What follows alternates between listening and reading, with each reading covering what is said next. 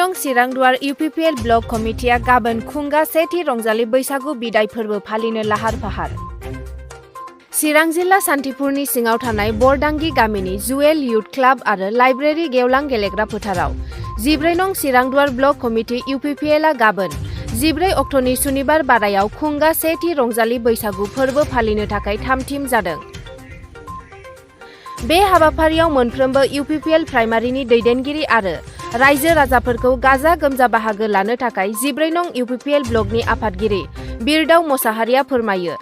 आरो बेलासिनि 6 रिंगानिफ्राय जानो गोनां हारिमु मोनाबिलियाव फैला मेन्डेला बुदां बुलब फुंबिलि ब्रह्मआ नुजाथिफैगोन होननानै रोखा फोरमायबावो।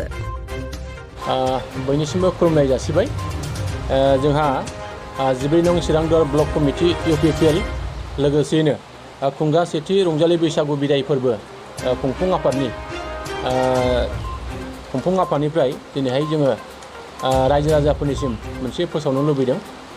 जे थांनाय समावहाय जोङो 14 नं चिरांदुवार ब्लक कमिटिनि जानानै जोंनि नैबे खुंगा सेथि रंजालि बैसागु बिदाय फोरबो बेखौ जोङो थुक्राझारनि सिङाव थानाय बालाजाहाराव खुंनो होननानै जोङो सानदोंमोन। खिन्थु जोङो दा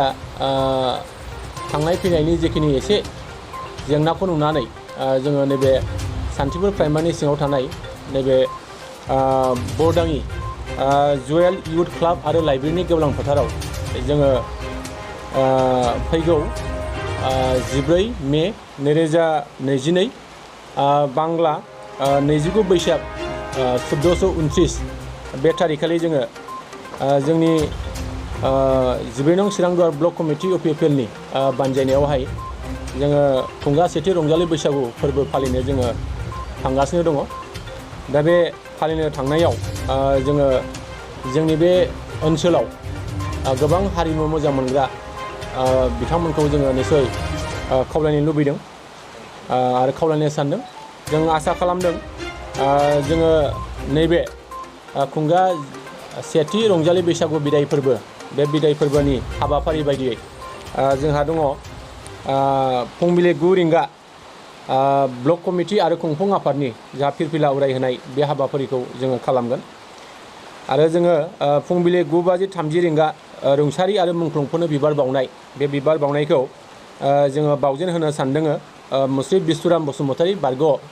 चिरां जिल्ला इउपिपिएलनि जोंहा लेङाइ आफादगिरि आरो बे समावहाय जोङो फुंबिलि 10 रिंगा गोजोननि थाखाय जोङो फारौ बिरहोनाय बे हाबाफारिखौ जोङो खालामनो सानदों आरो बिनिनो बिरहोजेनगिरि हिसाबै जोङो मुस्रि रन्जित बसुमतारी बिटिआरनि जोंहा EM सारखौ जोङो बे हाबाफारिखौ जोङो मावहोनो जोङो सानगोन आरो फुंबिलि 10:30 रिंगा बिफां गायनाय हाबाफारि जों लादों। बे बिफां गायनाय हाबाफारिखौ जोंहा गायजेनगोन जोंनिनो 31 नं सिलि बियाबनि जोंहा MLA सार जयन्त बसुमतारी बिथांखौ जोङो गायहोजेननो जोङो सिगांदों आरो फुंबिलि 11 रिंगा बेहाय जोङो रंजालि बैसागु बिदाय फोरबो मोसानाय बेखेवनाय बेखिनिखौ जोङो खालामनो सानदों आरो बेखौ बेखेवगोन जोंहा डक्टर सांग्रां ब्रह्म जा बिटिआरनि चिफ बिथांनि OSD बिथांखौ जोङो बेखेवहोनो सानदों आरो फुंबिलि 10:30 रिंगा आलांगा गेवलां सावरायनाय बिनि सायाव जोङो मोनसे हाबाफारि लादों आरो बे हाबाफारिखौ बेखेवगिरि महरै दङ जा चिरां जिल्ला इउपिपिएलनि गाहाय नेहाथारि लोगोसेयैनो जोंनि 14 नं चिरांदुवार समस्तिनि TCLCCनि चेयारमेन अमर सिंह ब्रह्म बिथांखौ जोङो बे हाबाफारिखौ मावफुंहोनो जोङो सिगांदों आरो लोगोसेयैनो जोङो मोनाबिलि 6 रिंगायाव जोंहा हारिमु मोनाबिलि दङ। बे हारिमु मोनाबिलिखौ जोंहा बेखेवगोन डक्टर सांग्रां ब्रह्म सिबनिनो OSD बिथांखौ जों बेखेवहोनो सानदों आरो बेजों लोगोसे जोंहा गुबुन आलासि निसय थाबावगोन आरो बे मोनाबिलि हारिमु मोनाबिलियाव जोङो बाहाय लेंहरनो जोङो सानदों। दा बाहाय जोंहा फैला मेन्डेला बिथांमोनखौ जोङो लेंहरगोन आरो बेजों लोगोसे जोंहा बुदां बुलब बिथांखौबो जों लेंहरगोन आरो बेजों लोगोसे जोंहा फुंबिलि ब्रह्म बिथांखौबो जोङो लेंहरगोन आरो बेबायदिनो जोङो हारिमु मोनाबिलिखौ जोङो गाजा गोमजायै जोङो खुंफुंनो जोङो आवगायदों। जों बेजों लोगोसे नैबे 14 नं चिरांदुवार ब्लक कमिटिनि बानजायनायाव जोंनियाव 14 नं चिरांदुवार समस्तियाव गासै 10टा जोंहा प्राइमारि कमिटि दङ। बे प्राइमारि कमिटिनि दैदेनगिरिफोरखौ जों बाहाय लेंहरदों आरो प्राइमारि कमिटिनिफ्राय गुबुन गुबुन हारिनि मोसानाय बे मोसाखावरिफोरखौ जोङो निस्सय बाहाय लेंहरनाय जादों आरो जोङो ओनसोलनि जेसेबां लाइमोनफोर जाखांफुनाय जोंनि लाइमोन सेंग्रा सिख्लाफोर बिथांमोनखौबो बे हाबाफारियाव जोङो मोसाहोनायनि बेबस्था जों खालामनो सानदों आरो बेजों लोगोसे जोंहा जोंनि सिङाव थानाय 9था BCDC दं जोंहा बे 9था BCDCनि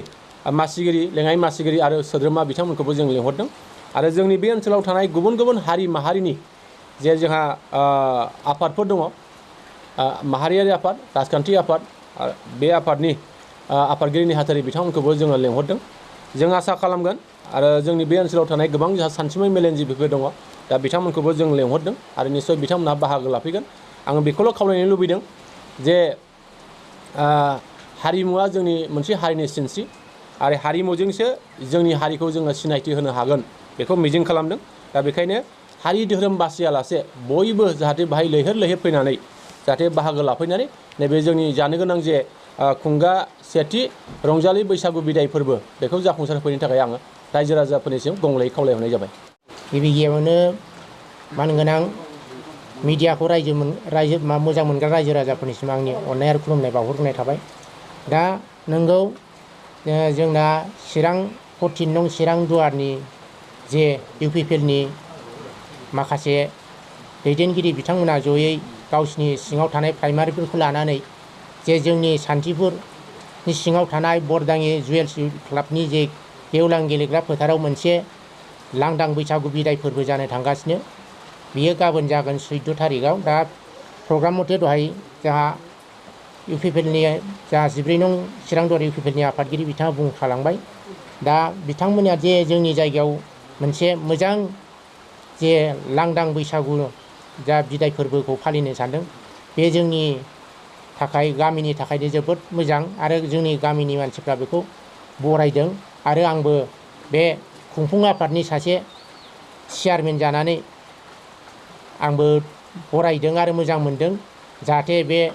दिनैनि जे बैसागु जे जानानै थांनाय बे बैसागुखौ गाखोमोरनो सानदों बा बिदाय होनो सानदों। बे बिदाय होनायाव हारि धोरोम राव बासियालासे